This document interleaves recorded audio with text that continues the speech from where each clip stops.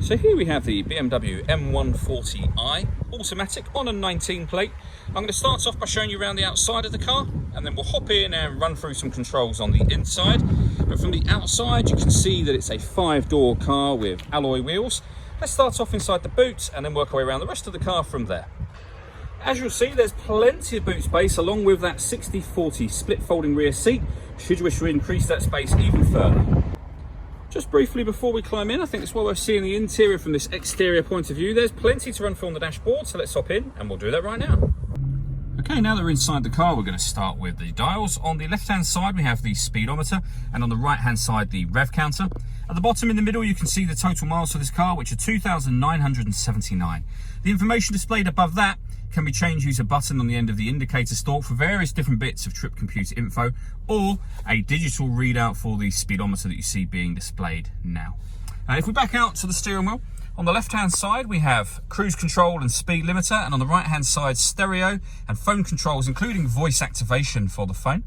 We've also got this minus and plus paddle just here. That is so that you can change gear manually with this automatic gearbox.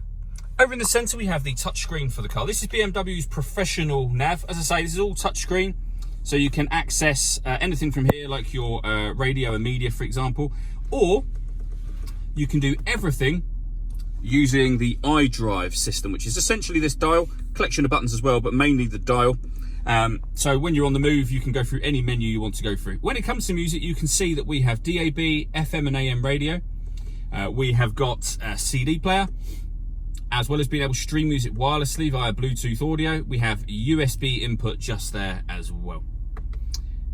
That's where you pair your phone under the communication heading. And then we have satellite navigation. There's a full video showing exactly how this works on both our website and on our YouTube channel as well. Well worth checking both of those out if you have the time to. Working our way down from that, we have a CD player and then dual zone climate control, so you can adjust the passenger and driver temperatures, the fan speed up or down from here. You can determine where you'd like the air to be distributed for both driver and passenger individually.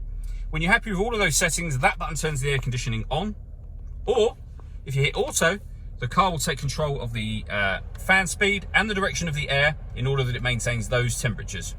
To override that, just press the auto button again. We've also got proper heated driver and passenger seats, both with 3 different heat settings each, as you can see.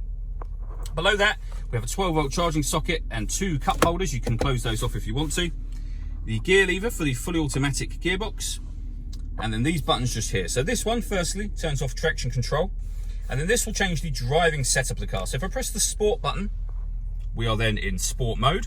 This car also has Sport Plus mode, which is exactly the same as Sport, but gives you dynamic traction control as well. Back down to Sport, Comfort, which is your everyday driving, and at the bottom there, Eco Pro.